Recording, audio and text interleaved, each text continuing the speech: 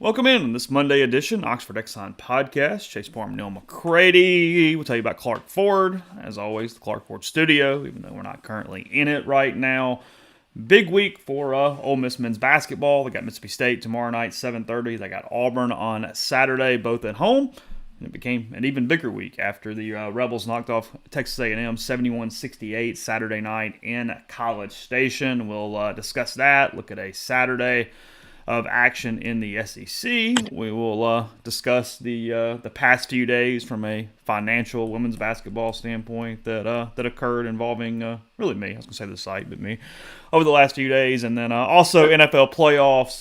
49ers Chiefs are in the Super Bowl. We'll discuss that a little bit. We got some construction news for the Ole Miss campus. Pretty busy day here on the pod. Some of the NFL probably will get moved to tomorrow because we'll need it as the week goes on. But anyway, that's kind of the setup for today and for a show that, as always, brought to you by the Oxford Exxon, Highway 6 West in Oxford. You know about it now. The Beer Cave here locally. Got a lot of stuff. Got Super Bowl in a couple weeks. Probably going to have some rib specials for you, some pulled pork specials. You need to cater that Super Bowl party. The Oxford Exxon and all Blue Sky locations will be able to help with that. And in the meantime, get the lunch specials, stop in, up and down I-55 throughout North Mississippi as well. And then Clark Ford is in Amory now. It is in Amory. 662-257-1900 is the number to call. Call it. Ask for our buddy Corey Clark. Tell Corey what Ford product you're interested in. He'll send you a quote within 15 minutes in business hours. Right to the bottom line. No hassle, no haggle.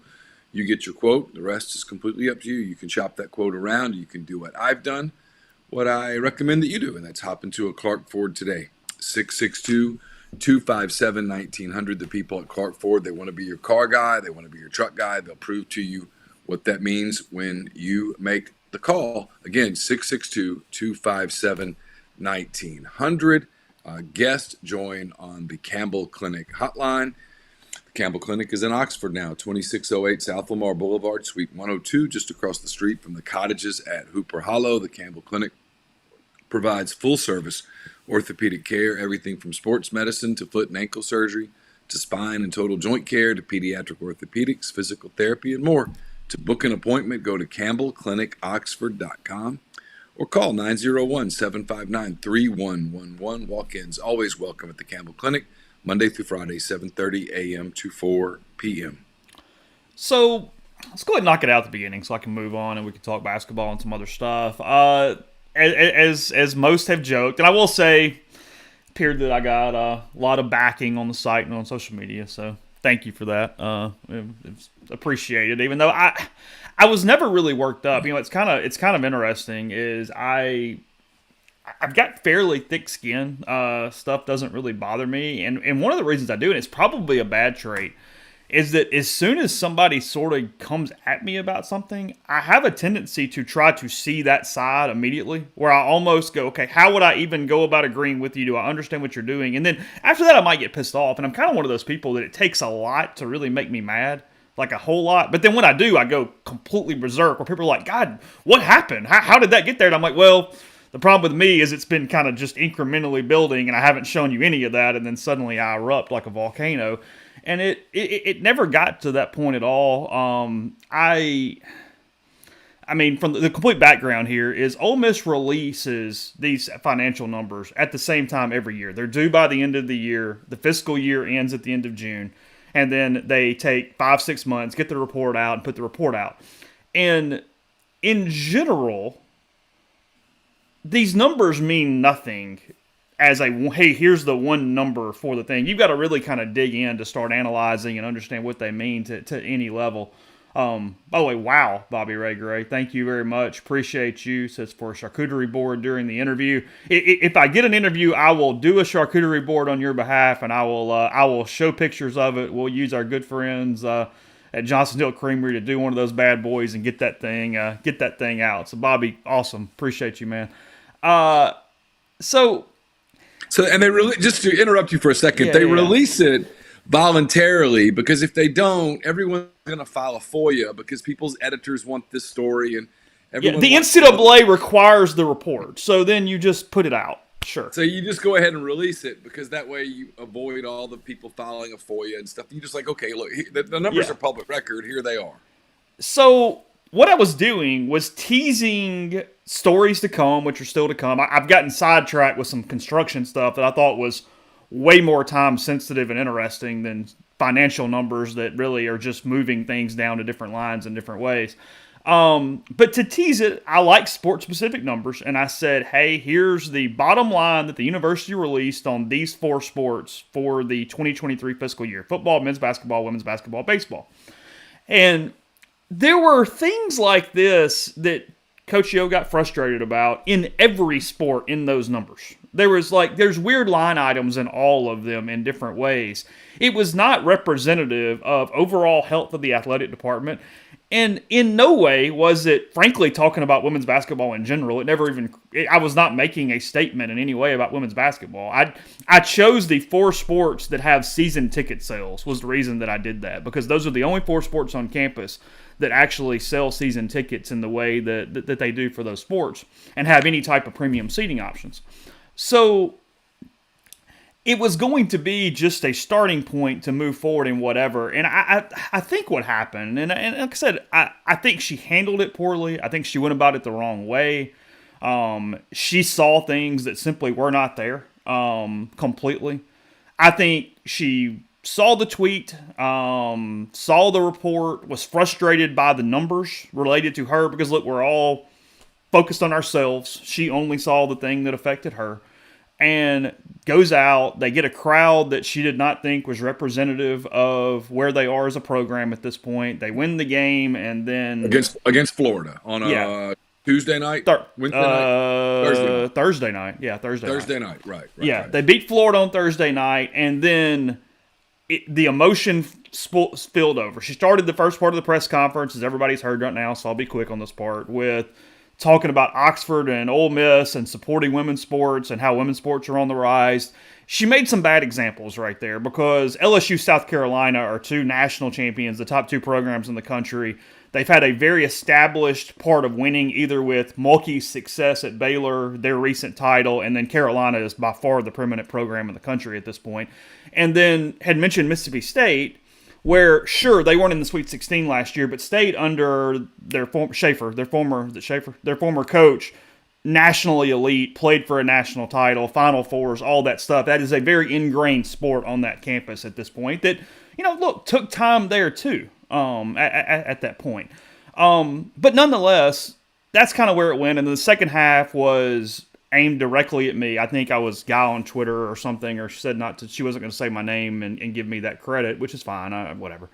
But no, at no point was I doing any commentary on her program, her coaching acumen, anything to do with her program whatsoever. I was not saying that they only lose money. I was not saying that they shouldn't exist or whatever words were used at that point. It was strictly a bottom line number from the university. Now, as I get into that and explain how those numbers were there, and again, this story will come out of Rebel Grove later in the week, is the debt services line, in my opinion, should not be put into that sport's actual expense report. Does that make sense, Neil? I don't think that's a fair thing for any sport to try to figure out whether they made or lost money. And Keith Carter told me on Friday they're probably going to create a new line that's not sport specific for that. So both basketballs, men and women, took about a $2.5 million each hit on expenses for Pavilion debt because of the Pavilion being built. So that $8 million is $6 million. So $8.5 million, $6 million, something like that, which again still is what it is, but it's not 8.5. But the men's number was, almost more interested that it was the difference in kind of perception and what people think or even worry about is that the men's basketball program showed a $3.5 million loss, which men's basketball should not be losing money as a school. You need to be making money as a men's basketball program.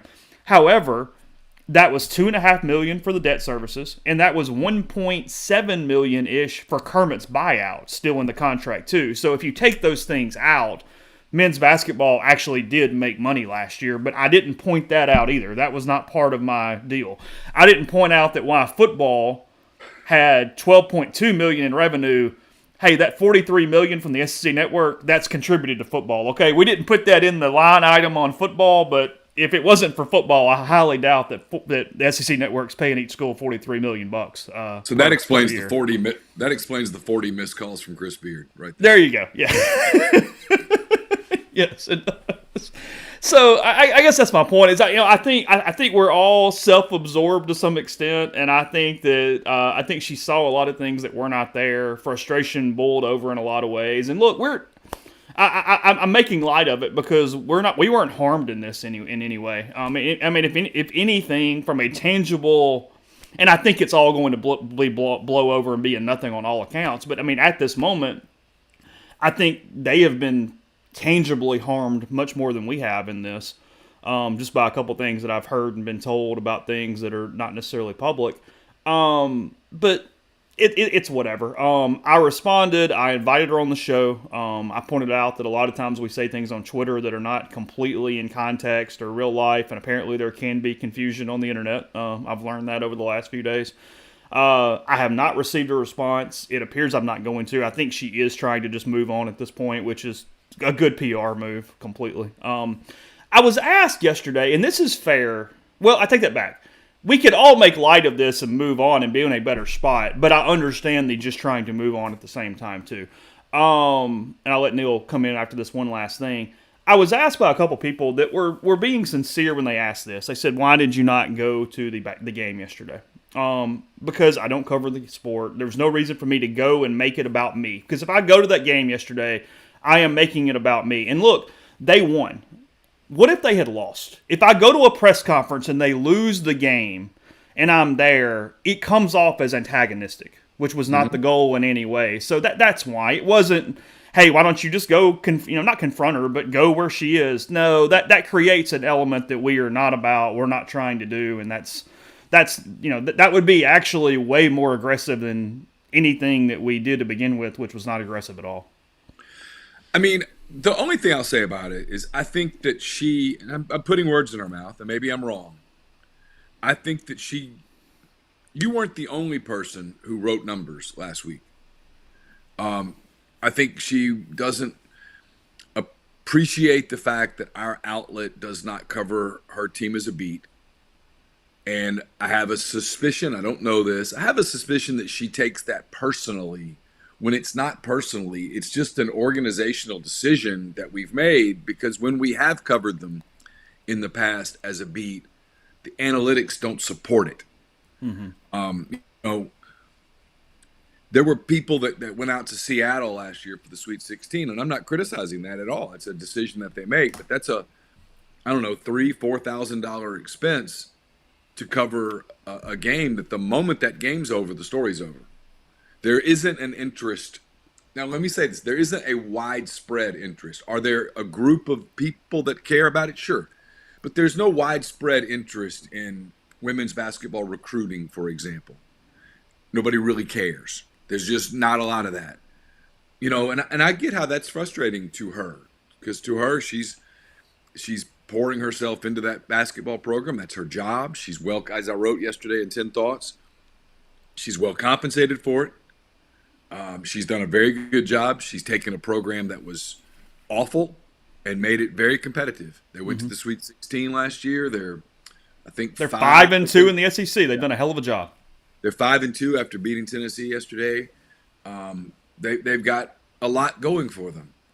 But the contextual part that I think she left out in her rant was, Oxford's a small town. They had just played a men's game the night before against Arkansas. The weather wasn't great. It was foggy that night. You're just to compare yourself to South Carolina or to LSU just on metrics, on demographics is it's already flawed. LSU's a big town. I mean, Baton Rouge is a big town. That's two state capitals. Yeah, it's a state capital. Columbia is a big city. It's a state capital. There's people who work within, thousands of people who work within walking distance of their arena. LSU's a bigger campus than Ole Miss. South Carolina's a bigger campus than Ole Miss. She was upset about students not coming to games, but look, I mean, this has been proven. If you want students to come to games, you have to incentivize it. And at the end of the day, and I wrote this like about it's you can get frustrated about the fact that you're kind of coaching a niche sport, or you can embrace the fact that you're kind of coaching a niche sport. And it is niche. It's big, and it's the biggest women's sport, but it doesn't have the same interest level as men's sports. Look at WNBA ratings. Look at the women's college tournament gets pretty good ratings, but and they got a lot of attention last year when they were in the tournament.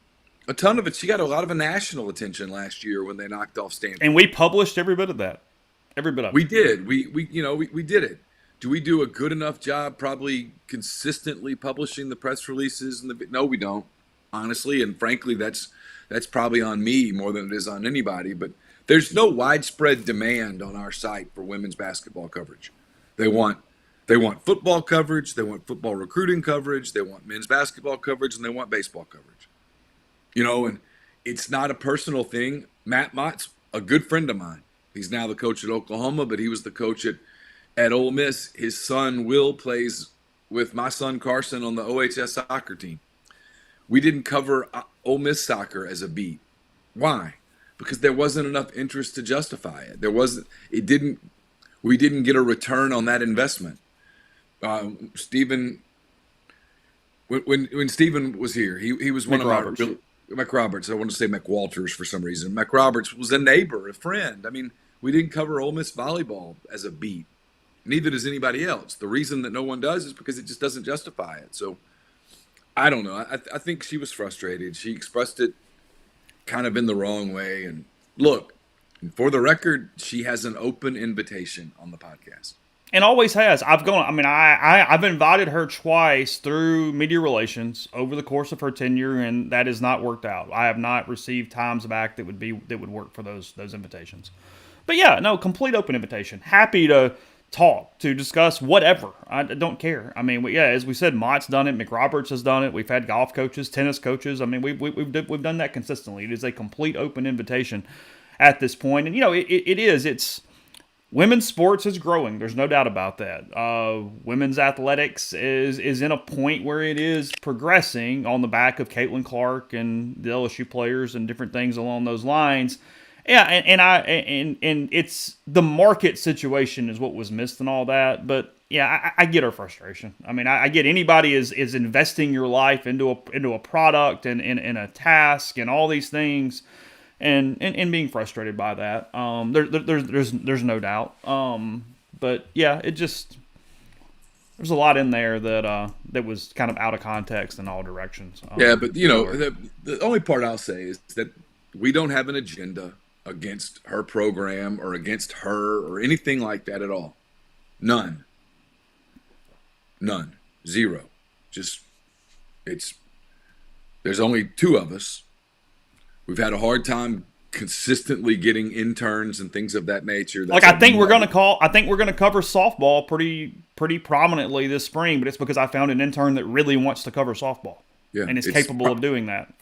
It's problematic sometimes. Yeah. It really is. But I understood her frustration. The only thing I'll say about it, this is something that just it gets back into the whole big picture thing. And this has been this way for before NIL and before the transfer portal. If you were running an athlete, it's when people go, hey, pay the players, collectively bargain, revenue sharing, all those things. But man, you got to be super careful when you go down this, okay, this is a business, let's treat it like a business. Because when you do that at a large majority of programs, football makes money, men's basketball makes money, and everything else bleeds. Mm-hmm. And so if you treat it like a business, you are going to take away a lot of opportunities from, for the most part, young women. Yeah. I mean, I have a quote from Keith Carter that I'll use in a story this week, is that he understands that it's not how a private company would run its books. They would look at it and go, what in the hell are you doing? But at the end of the day, their job is to give opportunities to young people, period. And that's what they do, and that's why they run at a deficit, and they figure it out, and they do all the things they did. I mean, because frankly, the bigger story of those whole financial records, and again, I'll get into the minutiae as time goes on when we need the rainy day content, but Ole Miss had an athletic budget of like $140 to $150 million last year. That is such an increase to where it was, and where that sits nationally is such a big deal. And yeah, sure, they had an $8 million deficit. And look, you would rather not have a deficit, but it's not the end of the world. It's really not that big of a deal. They had a surplus from 2021. They're going to get a new TV contract that's going to pump the numbers back up again here soon, and they're going to do whatever. And they spent more than half of that increase in expenses on football. And nobody in their right mind can say that that is not 100% justified and has helped the university tenfold to what they spent in it. So 100%. Completely the right decision. Yeah, 100%. I mean, they have a 65,000 seat stadium and they operate expenses like they have 100,000 seats. Okay, that's what you have to do in the SEC to be competitive. So it is what it is. You figure it out. Yeah, you have to have all the analysts and all of those things that on paper don't make a lot of sense on a ledger. They don't make a lot of sense, but in reality, it's what you have to be competitive at the highest levels. And when you're as competitive as Ole Miss has been over the last 3-4 years, it results in larger enrollment, more endowment, the whole thing. I mean, probably shouldn't. I mean, but it does across the board. We've talked about it with Alabama, with the run that they had with Nick Saban that completely changed that university academically, buildings and things on campus, all that stuff. Everything changed because of what they did in football, period. Bobby, again, thank you so much. He says at the end of the day, the comments on our tweet speak volumes. Keep what you're doing. We love it. Appreciate you. Whatever coffee you're having, let me know, and I'll buy you like 8 crates of it, and I'll send it to your house. Just send me a DM. I will fill you up with whatever the coffee is for the rest of the year that whatever you're doing this morning. Let's do that. Yeah. More than happy to support your morning activities at this point, Bobby. Appreciate you. Thank you for being there. Yeah, look, I don't know. I mean, again, we'll close this. We're kind of going in circles now. No agenda at all. It really had zero to do with women's basketball. That's what I wrote on the message board yesterday, is that in hindsight, again, I cannot speak for her. I have no idea.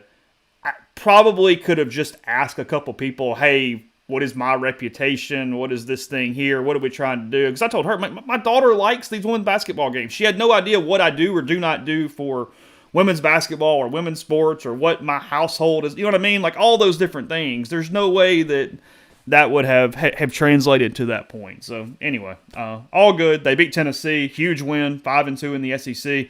It's what's hidden in that is, yeah, she's done one hell of a job. She's worked to increase crowds. She's been pretty good in the community. All those different things. It just takes a lot of winning and takes a lot of time, and it's understanding markets in a lot of ways.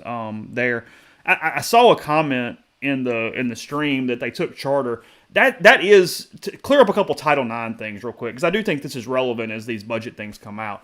Salary is not tied to Title IX directly. I know that the official definition acts like it is, but there's caveats for market.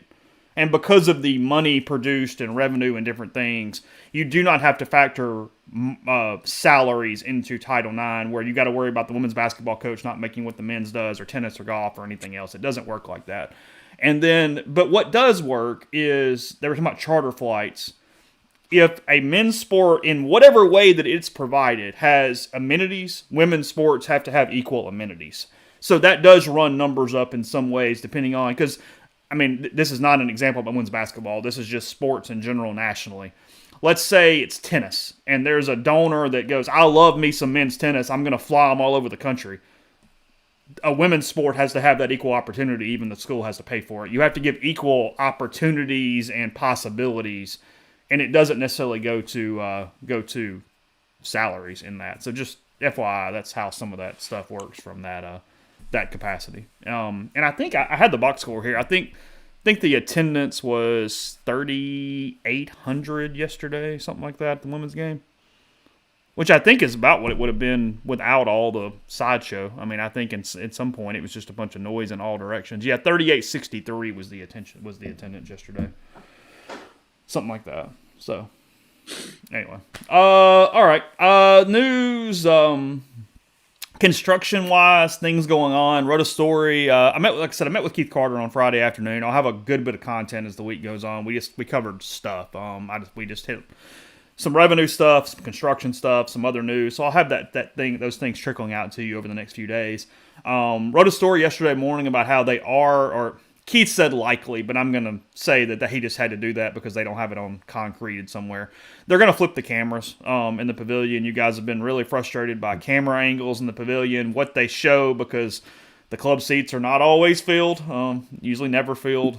Instead, they're going to turn the cameras. They're going to put them toward the students. He also answered our long-running thing of, did the SEC mandate it to be that way? And he said, no, it is a best practice was the reason that it went there. That about 90% of the schools in the country did it that way when the Pavilion was built. It's down to 70 now. I went through yesterday morning and watched highlights in all 14 arenas in the SEC. Five don't show the benches, which is what Ole Miss is going to. 8 show the benches, and then Vanderbilt has the benches on the baselines. So that is the breakdown at this point. I had it somewhere on who does what, but I don't know where that is right now. Here. The way Ole Miss is going right now, or the way they're going to flip to, it will be the same as Alabama, Florida, Auburn, LSU, and Mississippi State. Those are the other arenas that do that. So they're going to drop it a level 2, which is going to make it lower, because it kind of feels like, he said it's almost like a basketball all-22 cam right now. It's just too high. Mm-hmm. So they're going to drop it to the concourse from the mezzanine, and then they're going to flip it to the other side. They will have to reorient the court. They'll have to repaint it in the other direction because you do have to have that lined up correctly.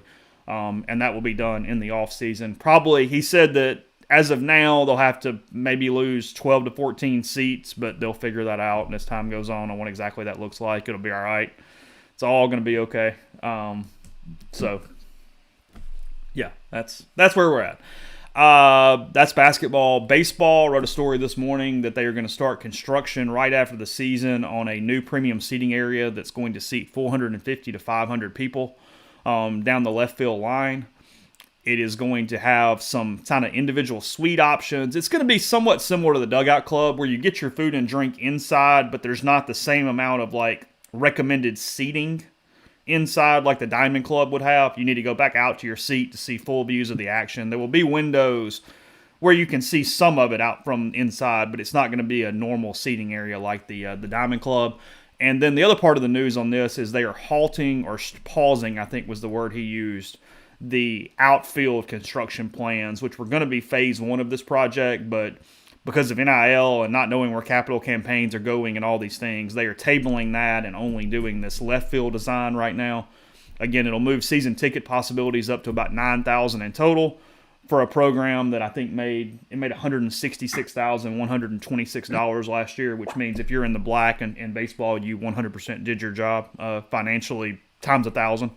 How many programs in the country you think are in the black financially? Keith and I were kind of talking about that, and depending on how they report, LSU, Texas A&M, Ole Miss, Arkansas, and maybe South Carolina and Mississippi State. So is that 6, it? Probably. I mean, there might be a really small stadium somewhere that just doesn't spend anything, but as far as the revenue produced, yeah, it's got to be those 6, I would think, if at maximum at that point, something like that. And he pointed out that if they did the revenue expense report the way they do it now, next year would have this project on the baseball debt service, so they wouldn't make money. But as we said, for basketball, football, and baseball, I expect them to not put that in the report next year under that kind of line item. But this also will include a new entrance into left field somewhere around the foul pole, an All-American Plaza, which I do not know what that entails necessarily, and then that statue of Tim Elko will also go up during this part of the process as well. They're going to start right after the season. It will be completed for the 26th season, so next season will happen with construction going on. That's something that's also going to be going on for softball this season. Softball is going to play on site, but they are going to do construction as much as possible around them playing games. The huge, and it is a huge impact, but the biggest impact is the only seating for softball this season will be a temporary seating structure that seats about 400 people somewhere around right field. I don't know exactly where it's going, but somewhere around right field. It'll let players' parents, players' families, the really invested softball fans, they have a seat, but it's going to be a bit of a slog for a year here before they open their new stadium in 2025. They will have SEC Plus, streaming, all those kind of things. I mean, I think Keith said it's not going to be the most super aesthetically pleasing thing in the world just because of what it's going to be looking at and being around, but that you will be able to stream all the games online as you would any other year or any other SEC thing. So it's breaking a lot of eggs to make an omelet right now for softball, but that's where they stand this year going into next season from a construction standpoint. Everybody keeps asking about Vaught Hemingway. That is not on the radar right now, in my opinion. I will say this. Keith does have a good plan, is in they're going to stop trying to just put lipstick on a pig, and when they fix it, really fix it. I mean, the plan that got paused because of construction and everything else, it was doing a complete new side of the stadium. They're not going to erect or set Vaught Hemingway anymore. They're going to actually do it correctly with whatever that requires. That would cost, what, about $500 million right now? I think the initial number was $400,000, and if anything, that has gone up. So, yeah, I would assume somewhere between $400,000 and $500,000 is a guess. $400 and $500 million. Oh, sorry. Yes, yeah. If it was the other, we can do that tomorrow. Go ahead and back the backhoe up. Yeah. $400 million to $500 million would be the number I would assume there. Probably closer to 500. Yeah. Not a cheap project. No. And a logistical issue for at least a year, maybe two. Yeah, where you would lose a lot of revenue for at least from one seating. Season and maybe 2 seasons while you're trying. I mean, it would be a tough pill to swallow. Be very inconvenient. Mm-hmm. You know, I'm going to need people to take a little context and nuance here, which I know is a struggle sometimes. I'm on a roll, okay? Because I pissed off somebody most people don't even know about early last week, and then I had the Coach Yo thing later in the week, and then whatever. So maybe I'm still on rampage mode here, but I'm really not. So believe me when I say this. I have no real issue at all with what's going on. This is like a 1 on a 0 to 100 important. You all right over there? Oh, yeah, I just had to stretch for a second. I'm sorry. This is like a 1 on a 1 to 100 importance whatsoever, and I love Tim Elko to death. He's been helpful for me in a lot of ways, and maybe I'm personally invested in that 2022 story because of the book and all. I hate there's not a team statue. There were so many things around that team and the reasons why they kind of got there. There is part of me that kind of hates that it's singled out to one person for that championship team and putting the statue and the remembrance in on that. And again, Tim was the captain. He's the leader. I'm not. This is not discrediting Tim in any way. No, I get it. But there was so much about that team that I kind of go, I hate that. Yeah, 20 years from now, when someone goes, "Yeah, it was all about that," you'd be like, "No, it really wasn't. Not at all. That was." But I don't know. Yeah, again, 1 on 0 to 100. Do not make this look like I'm going on some rampage about a statue this morning. I'm not. I just. When I have thoughts, I went, kind of hate that a little bit. And look, I think Tim would say that. So, yeah, this is what's going to happen is somebody's going to tweet at Keith Carter and go, "Hey, Chase hates your Elko statue." That's where my and you're going to be buying everybody drinks at Funky's later this. So it's going to be, I mean, good news for Lee, I guess. Yeah. I mean, look, if you're going to be the center of all that stuff, I mean, let's go. I mean, the epicenter. I was going to go with ecosystem or epicenter. The epicenter of it. You want to be the bar that does it. So, yeah. Yes, they are really building the Elko statue. It is part of this plaza area for 2026. So, anyway, now that we've talked for about 40 minutes, that's the updates from the weekend. Men's basketball knocking off Texas A&M on Saturday night, 71-68, in a game where they were down early, went on a big run, got a halftime lead, extended it out double figures, and then, look, I'll be honest, Neil, they got down 7 with about 4.5 to go, and I went, that looks like it. You look like you're in deep trouble there, and I don't think A&M got a stop the rest of the way. Murray hits the huge three from, I don't know, 25 feet, whatever it was, way behind the three-point line. Jamin got a big offensive rebound he and did. put back. It was big. I cut you off. I apologize. I thought Chris Beard nailed this, which is no surprise because the guy just is phenomenal. But that was not a stat sheet game. If you just took the stat sheet and looked at it, you probably would guess A&M won.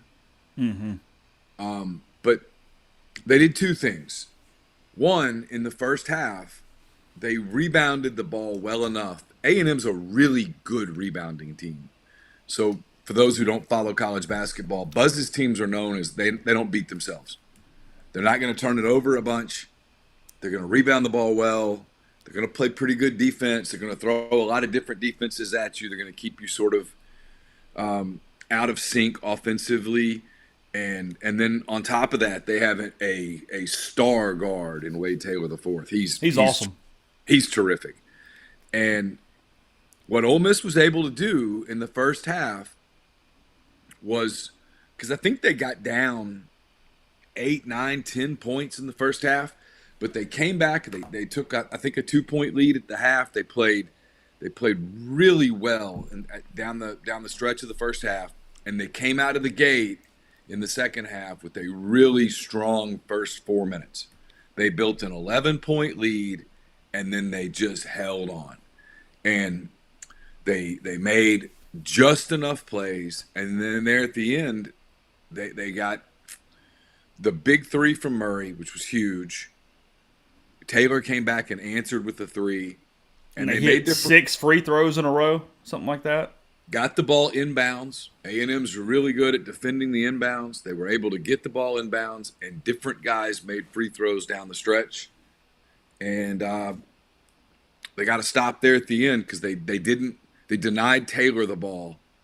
Radford took the shot. He's a good player too, but he's not Taylor. And they got to win. I mean, and you look at their schedule now, they're 4-3. The loss at LSU is the one that I'm sure just kind of is frustrating, but that's part of learning how to win on the road. LSU's kind of starting to fade. So context, right, is like, yeah, you lost LSU, but you lost LSU early in the year where LSU was still playing okay. And now you have this huge week. Mississippi State tomorrow night, Auburn on Saturday night. Auburn has lost twice in a row now on the road. They lost both on the road. They lost at Mississippi State. The one thing that's becoming very evident is that winning on the road in this league is a damn bitch. It's just hard. I wrote about this in 10 Thoughts. The two worst teams in the league are Arkansas and Vanderbilt. I don't really think that's very debatable right now. And Arkansas gave Kentucky all it wanted in Fayetteville on Saturday. And Vanderbilt, quite frankly, gave Tennessee they made Tennessee work to win in Nashville. It's pretty much across the board. So this is the week for Ole Miss that, I mean, obviously, in an ideal world, you sweep it and you take off and you're darlings at this point. But you got to make sure you get one of these two. You do. I mean, yeah, you look at the week, and I'll get the numbers in a second. I mean, I guess last couple things on Saturday night is they won all those games early before they had complete continuity. Frankly, before they had Cisse, there was some bad teams mixed in there. I mean, that group has come so far from Detroit Mercy having ball in air against them. Sam Houston State having ball in air in the Tad Pad game. All these different things. Temple having ball in air. They are a tough freaking program late in games. They make a lot of good decisions. They hit free throws. I mean, compared to, it's really mind-boggling, Neil. I know you and I have talked about this, and we just keep reiterating it, but where this team has come from a year ago in toughness down the stretch and just finding ways to make winning plays, it is a 180 and is remarkable and unlike anything I've ever seen. I mean, even Jamin Brakefield, I mean, I could be one number off this. Jamin Brakefield has hit 30 of his last 31 free throws. Yeah. I mean, for a dude who plays the 4. They're not even to the halfway point of the regular season, and they've won more SEC games than they did a year ago. Yeah. They won 3 last year. They've already won 4. Murray has become really fun, Jacob. Jalen. I mean, Brandon's fine too. He had a good game. Actually, Brandon had his best game as a Rebel on Saturday. He had 8 boards, 4 offense, 4 defense. Those were huge. For this team, rebounding is not going to be this team's strength.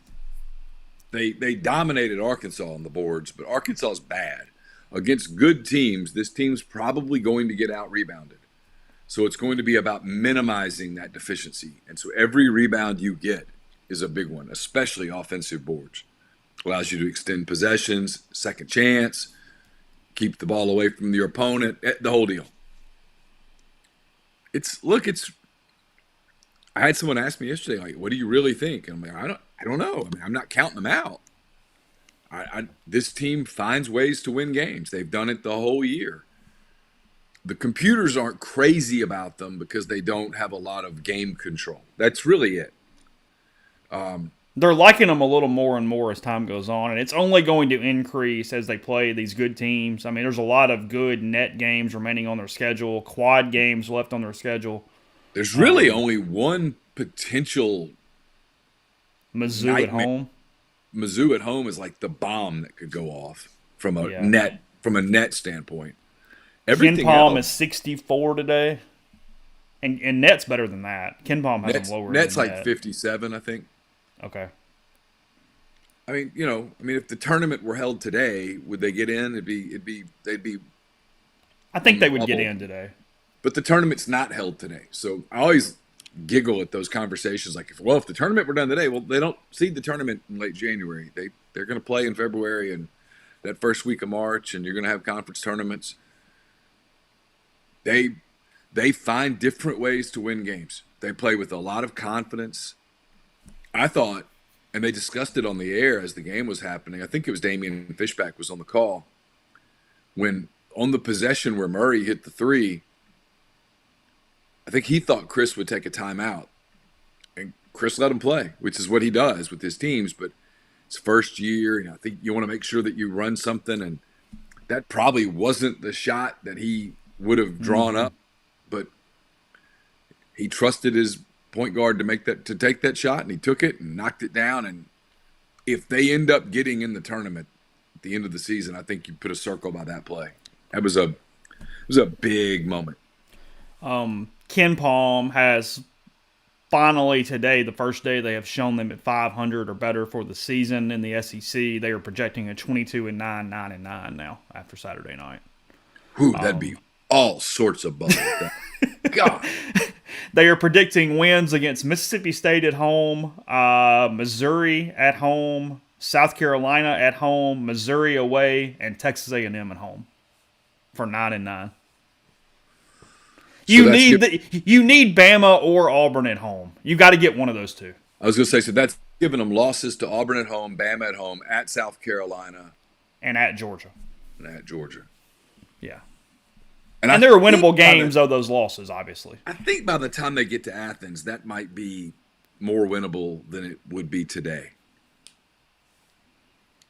Yeah, I mean, if you told me to pick an over-under the way they're playing, I would set it at 9.5. Well, 10's going to get them in. Oh, 10's in. 23 and 10? Come on. Yeah, 10's 23 overall wins, 10 SEC wins. Yeah, you'd be in. You go to Nashville playing for seeding. If you're 9, God, that first-round game in Nashville's going to feel big. Whether it is or isn't, it's going to feel big. When you're lacing it up against Florida or A&M or LSU or somebody, and you go, "Oh God, okay." It's going to feel like a big game. Yeah.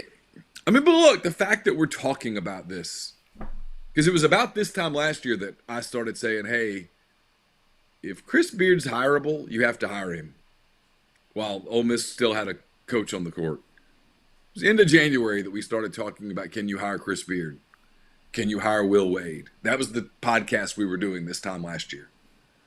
And the fact that now we're talking about paths to the NCAA tournament shows you just how rapidly he has turned that program around. And I anticipate Tuesday night, Saturday night to be massive crowds. And I know people will say, well, yeah, Auburn's bringing a lot of people on Saturday. Sure. Doesn't change the fact that it's going to be a massive crowd at those games. He's completely, in less than a year, he has completely changed the Everything. perception of the program, the direction of the program, the effectiveness of the program, everything. In 10 months, it's a stunning job. Press conferences are great. He was good after the game. It was awesome. He was really good. I mean, I thought his answer about that was their first time to win in that building.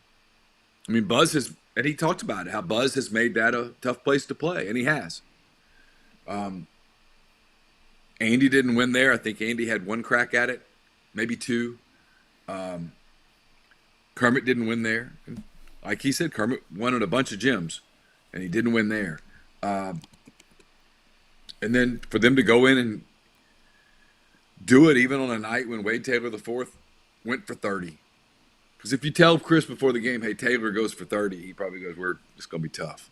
That's going to be a lot to overcome. And they were able to do all of the ancillary things to hang in, and then they made big buckets. And that was clutch. Fans are fans at every program in the country, because I went over to Aggie Yale and they want to fire Buzz Williams today. And it's like, good luck, guys. I mean, good luck getting one better than that. Mm-hmm. I mean, I'm a fan. You know that. It's just hard. The whole freaking league is good. It's hard. Yeah, the league's good. It's my point about. But that had to feel devastating for A&M. They needed it. You're up 7 with 4 to go, and it's in your home arena. And road games are so hard. Sure. But there's just not many easy games. I mean, Florida had a 21-point lead over Georgia in the second half. Georgia came back and forced overtime. You know how devastating that loss would have been? I mean, again, you go to Fayetteville. Arkansas's done. They're done. I mean, there's a lot of rumblings about Eric Musselman and the Louisville job and stuff like that. And they get this raucous crowd that goes, hey, let's treat this like the Super Bowl. And what do you have, 5-6 minutes to go? And it's a one-possession game. I mean, it's right there. And you're Kentucky, and you're like, this would be a bad loss. There just aren't gimmies right now. Auburn goes to Mississippi State, and it's a real low-scoring, kind of a slugfest sort of game, and State ends up outplaying them in the final stanza, and they lose in Starkville. That's this league. It's right now. There's a couple of bad teams, but even those teams, you've got to play them, especially when you go to their place. Like, again, credit to Jerry Stackhouse. They're in deep trouble. Their net's 250 or whatnot, and yet they, for about 25, 26, 27 minutes, they were right there with Tennessee, who I think is a Final Four contender. It wasn't good for Ole Miss's indirect metrics, but congrats to AK. Got a big win over the Tigers yesterday in Birmingham. You were going up head-to-head with the NFL playoffs, so it was a time to try something, but his in-game mic'd up was really good yesterday. They did a nice job with that. Yeah, that was no shock, was it? Yeah, no. Penny did not do as well. Yeah. Penny was not as comfortable. I mean, Andy's providing, commentary and coaching at the same time. And that was a big win for them. They had a big crowd at Bartow, and not good for Ole Miss. Ole Miss needs Memphis. The two teams, if you're Ole Miss right now, that you really don't need to just take the pipe. You need Memphis to play well, and you don't need LSU. Oh. You don't need LSU to keep falling. You kind of want LSU to win a few games, because you don't want that loss to become you don't want LSU to fall below 135. Yeah, and at least they were on the road. They probably won't. And then the non-con UCF, you need that to be as good as possible, because that's a road win. Yeah. So if you keep them in the top 75 or 100, that would be helpful. Yeah, just quickly, SEC roundup from Saturday. Mentioned it's Vanderbilt really did give Tennessee some trouble. They were up 5 at the half. Tennessee wins 75-62 there at Memorial in Nashville. You mentioned Kentucky struggling with Arkansas and Fayetteville. The Razorbacks now 10-10, 1-6, and Debo Davis is off the team. It's just a mess all the way around. Kentucky 63-57. State won 64-58, kind of dominating the last 3 or 4 minutes there in that one. Florida ended up winning 102-98 in a very high-scoring game. Georgia has lost games to Florida and Kentucky, where they scored over 90 in both games and lost both games in the last 3. South Carolina wins 72-64 in a bit of a sleepy game there in Columbia against the Tigers. And then Alabama rolled at home against LSU, 109-88. Bama scores 109 points. They had quite the week with 2 home games, beating Auburn earlier in the week and then getting the win over LSU in the blowout right there. So big week for the Tide, who suddenly is 6-1 in the SEC. Yeah, 6-1 in the SEC at this point. Yeah, their net's like 6, I think. Yeah, they're if the tournament were seeded today, they'd probably be a 2 or a 3 seed. The only 2 games on Tuesday, Mississippi State at Ole Miss, as mentioned. State's 3-4 in the SEC. Ole Miss 4-3. State 14-6 overall. We'll look at them closer tomorrow. And then South Carolina's at Tennessee at 5:30 is the opening game of the doubleheader there on Tuesday night. So Gamecocks go in and Thompson bowling and take your best shot, but Tennessee's really damn good at home. Yeah, South Carolina's put themselves in a position for that to be a free shot. Mm-hmm. Wednesday, just a very quick look. Anything of real interest? Not really. Missouri definitely needs that home win against Arkansas just to pick up a. I mean, could you have a worse game? Arkansas at 1-6 at Missouri, who's 0-7 in the league right now, and then Bama's at Georgia. Feels like a must-win for Mike White right there. Slipping on him a little bit. Yeah. And they're 4-3 in the league, but they're 14-6 overall. It's just kind of. Their net's like 80. If they're going to make a tournament run, and I don't think they are, if they're going to make a tournament run, it has to start now. So, and then Florida at Kentucky is your other game. Then the other thing you watch is you just kind of watch the national race. Like I watched a couple of ACC games on Saturday, and there's a lot of talk about the ACC only getting 2 bids.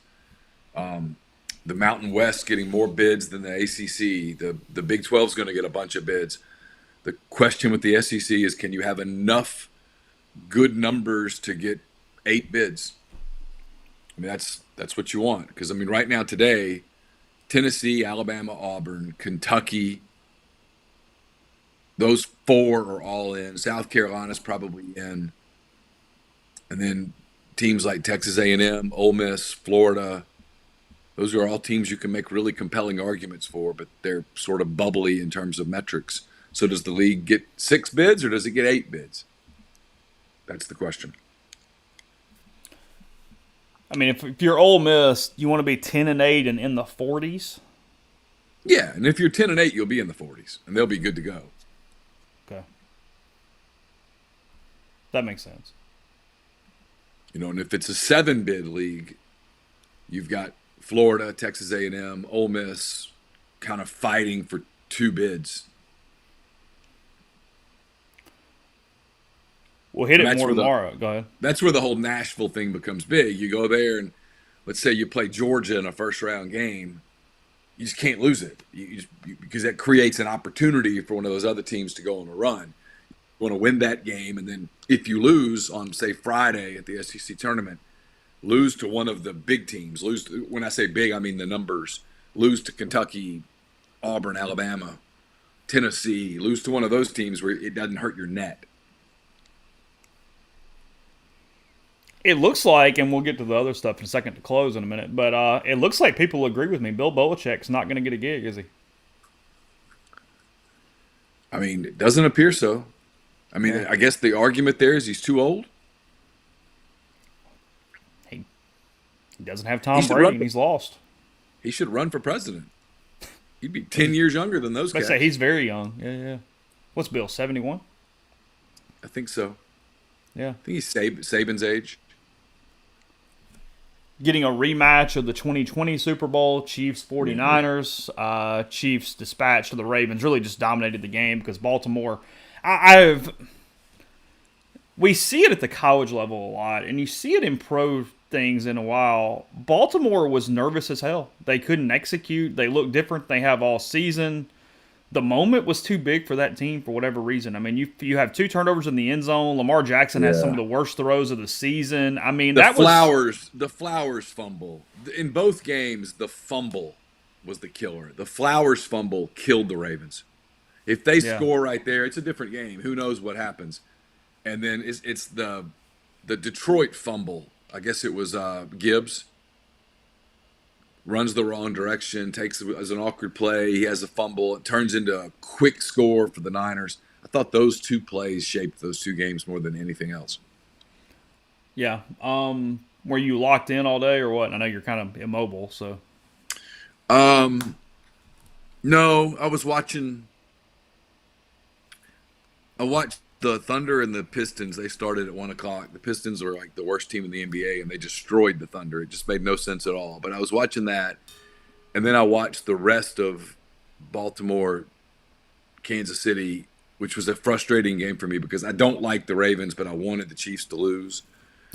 Then I watched a good bit of AK's game while the Detroit game was going on, and Detroit built this lead, and it was just kind of fun, and then it fell apart so fast that I was trying to will the Lions to a win, and it couldn't happen. So by the end of the day, I was just, other than Andy winning, everybody that I cheered for lost. So it was like one of those kind of a Debbie Downer day, you know what I mean? And so I'm like San Francisco, Kansas City, it'll be okay. Well, what do you want? You want to cook something fun? Because I don't care. Like neither one of those teams. I guess I'll cheer for the Niners. I just don't like the Chiefs. I realize that more and more, but I don't really like the Niners either. So it'll be that Super Bowl. It'll be like if it were the Falcons and the I don't know who's an AFC team you hate. I mean, probably the Chiefs or the Ravens. I mean, that's what's funny about it is yesterday you're going, God, Baltimore is such a pain in the ass, but sure, go Ravens, woo. Yeah, and I could have gotten into Detroit if they'd won. I would have been. Okay, let me keep this within context. For a game or a team that I have zero emotional investment in, like not even like your kind of second or third favorite team that you sort of follow and don't know why, I was as invested in the Lions as humanly possible yesterday. I like Jared Goff. I like Dan Campbell. It's a great story for their city and the team and all that stuff. I would typically only do this for a team I really care about. There at the end, when I knew it was over, I turned it off because I just didn't want to see the end of it. And I went, I'm good. I'm out. There was some. We'll talk about it probably tomorrow a lot. Yeah. There was a lot of questionable stuff. Campbell's getting crucified for the 4th and 3 going for it instead of kicking a 48-yard field goal. And I kind of go back and forth, but here's my thing. And I always have told. And the reason I thought about this is because I've told myself as a columnist, you can't praise Lane Kiffin all year long when he goes for it. And then the one time it doesn't work, go after him and try to draw blood as a journalist. And so I caught myself doing that with Campbell. That's the way he's coached all season. And so for him to continue to stay true to what they've done, it just didn't work, and that stage happened to be really big, and all these people are now just going for the jugular. It's wrong. It's the deal that I tweeted yesterday, and hardly anybody got it because that's what happens on social media. And I related to that and said, I'll pull it up exactly. By the way, I have State fans arguing in my mentions this morning because Ole Miss is expanding their stadium. I forget that Mississippi State also created baseball stadiums in addition to the entire sport. They apparently did these stadiums too. I don't know if you know this, but they invented college baseball. They did, yes. That appears to be the thing. I said the field goal would have looked nice there, but it makes you appreciate Lane Kiffin or Dan Campbell for the thick skin to go for it. A lot of coaches are terrified of the second guessing that social media is providing in real time. Outcome does not equal good or bad decision. Yeah, and I 100% agree with that because it's now look when. I think Campbell will become a better coach as time goes on because he'll have a better feel versus analytics. Lane has gotten better about this. So if you're melding them together, and that's when you're really good, is you understand both sides of that and how to do that adaptively as time goes on. I would have pushed it out to 17 because analytically that's 3 scores, and that makes sense to me. The one late in the game, I had no issue. His kicker's not perfect. He can miss a 48-yard field goal. You haven't stopped the 49ers.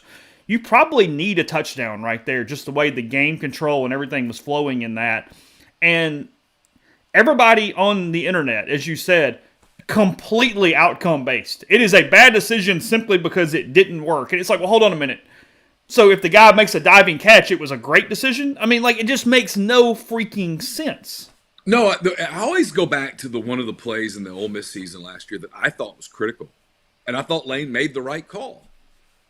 And I get Arkansas. The Arkansas game. Ole Miss had a lead. It was fourth quarter, about 12 minutes to go, but Arkansas had just taken the lead. They had just driven down the field.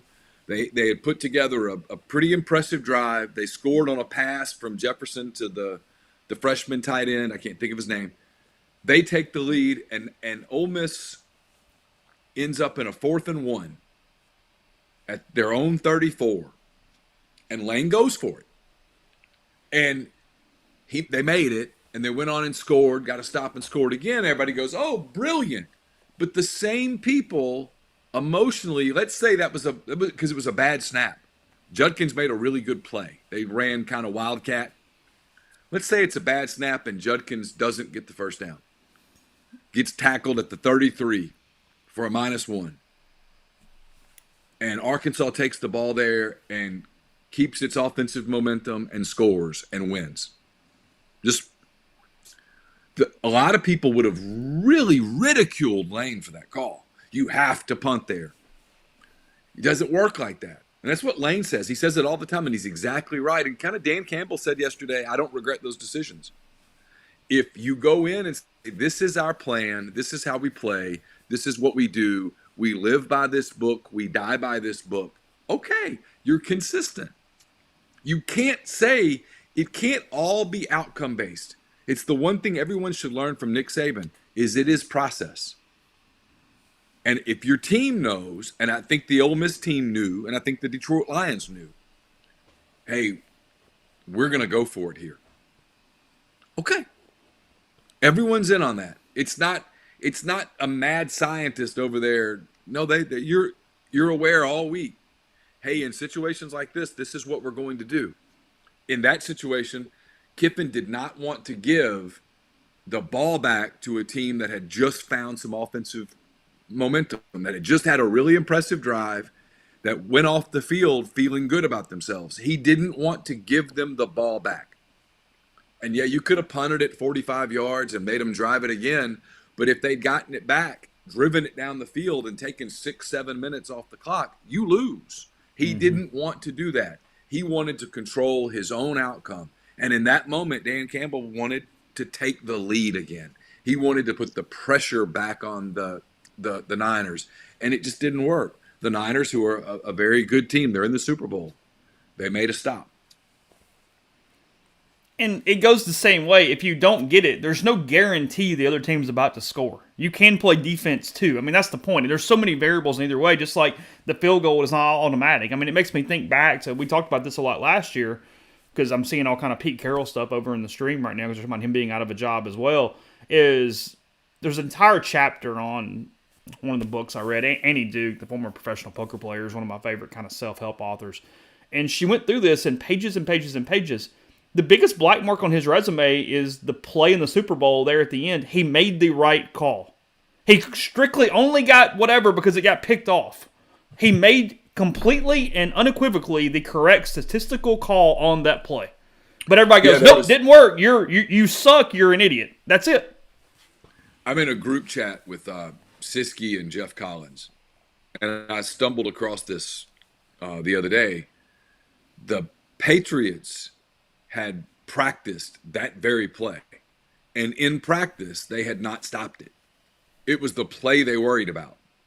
And so the Seahawks actually ran a play right there that the Patriots had pre-scouted and had practiced for that exact moment. So instead of giving the credit to New England for knowing a tendency very subtly and practicing it that week and then happening to get it play, we do the blame game. Someone in the stream brings up a good point. To me, the questionable decision for Dan Campbell was right before the half, 4th and goal at about the 2.5, almost 3-yard line. He went ahead and kicked it and went up 17. I wonder if he says, I should have gone for it, and maybe we score right there and it's the knockout punch. I don't know. And at the time, I liked the field goal. I did too. Yeah. Like I said, I keep coming back to when you can get to 3 possessions, just get to 3 possessions. Just do that. Because also, analytically, that's not 4th down on the 45 where you don't know about the field goal. That was a guarantee. That was a 20-yard field goal. Yeah, yeah. So I'm going to give you 3 points or a 50-50 decision. Okay, I'll take the 3 points. A 48-yard field goal is not an automatic field goal. So that's a No, different.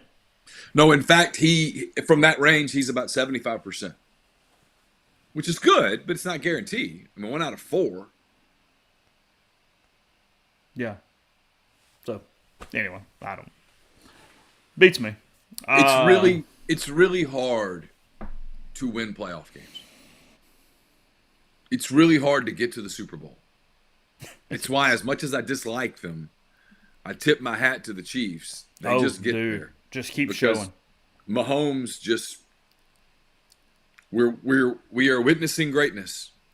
It's happening right in front of us. It's he goes to Baltimore and wins. He makes plays. All the Kelsey stuff. Kelsey has a Hall of Fame kind of game in that moment. I mean, they just made plays. And again, the Flowers fumble was just huge, but it was a play that was made on defense. I think Snead made the play. It was just a perfect tackle where you tackle the ball at the same time, and he knocked it out. And that was the game. That completely did it. Because if he scores there, if Flowers scores there, who knows? If you want a good college basketball game tonight that I think probably is pretty close, number 4 Houston's at Texas at 8 o'clock tonight on ESPN. It's kind of the only thing today that has any real relevance from a live coverage. Your boys at Iowa hired an OC yesterday. Saw that. Former Western Michigan head coach Tim Lester taking on the role. That'll fix it. Done now. Who's the quarterback next year? Still same dude, right? The Michigan transfer? McNamara? Yeah. Yeah, is that it? I think. Good for him. Yeah. Hey, man, Thunder Timberwolves play tonight for the number 1 seed in the West. It's January 29th, not necessarily for the number 1 seed in the West, but okay. You know, for the number 1 seed for now in the West. Okay. That's fair. I'm a little surprised I didn't have that on the list then. That was not on the list that I saw this morning. Well, after they lose to the Pistons, maybe nobody really thought about it. They lost to the Pistons? Yesterday, yeah. How'd that happen? It's the NBA, man. I mean, everybody's good. They didn't show, and they've been on the road a bunch, and it showed. And Detroit got them. Something tells me if you asked a bunch of Detroiters yesterday, hey, you can either have a Pistons win or a Lions win, they would have thrown the Pistons to the Wolves. Just think. Mark Bell asking why do I think Pete's not received a job? Because he wants GM responsibilities too. He doesn't want to just coach. He wants to run the whole shooting match. And not a lot of GMs are going to go, yeah, you know what? Bring Pete in here and let him fire me in 48 hours. And a lot of owners have not gone that way. You said Texas plays Houston. Where's that game? That is in Austin. That's why I think it's interesting. Okay, thank God, because I was very concerned for the Texas players that some of the Houston fans might wear a T-shirt. Gosh. I know it has come out that BYU asked their own players, but you can't tell me that Texas didn't ask for that. Like I said, Texas has already wanted to know if the SEC was going to enforce the horns down the way the Big 12 did, with it being a personal foul on the opponent. I have never seen a more entitled fan base ever. And they ran that conference to such an extent they got whatever they want that it's just ingrained in them now. It's just what they expect. I mean, you talked about thick skin. Their skin is translucent. Oh, it is the snakes after it's been shed, like where you can see through it and just This is not going to go well. This is just not going to go well when they go to some of the places in this league. Like they're going to have an emotional breakdown when they go to Baton Rouge. I'm telling you, the way they act makes that there will be some games, not always. I will mostly still side that direction. There will be some days where I cheer for the Aggies instead, just because they get on my last nerve with this stuff. Yeah, when those two teams battle it up, and I'm just watching it, and I pick somebody because. Do you put any stock at all into the Texas A&M to the Big Ten rumor? No.